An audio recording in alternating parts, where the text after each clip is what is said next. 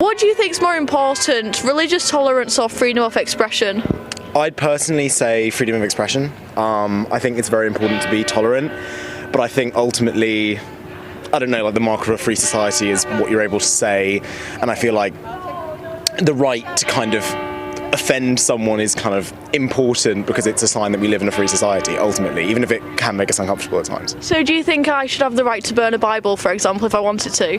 I think so. I personally think that, like, I mean, I wouldn't personally, I'm not a religious, but I wouldn't personally think that's a great thing to do, but I think that still it's, you know, a right you have in terms of expressing your political views, your kind of, I guess, anti-religious views in that case, in a free society. So yeah, I guess so. So I don't know if you've heard of this case, but a Year 10 student recently got suspended from school after damaging a Quran. Do you think that was the right move from the school's part? I do, because I don't think that's damaging that person's free speech. I think there's a confusion between free speech being viewed as, you know, someone literally being suppressed from what they're being able to speak out, and someone being, you know, punished for that action.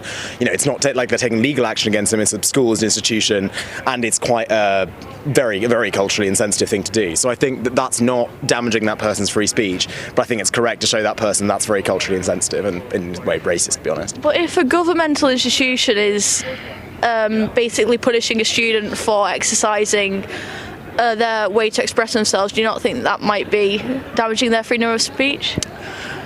It's an interesting question. I think it's not one where necessarily there's you know, a kind of completely black and white answer. I think nuance is important, and I think that is a, you know, fairly inflammatory thing to do. But yeah, I guess to me that's the thing.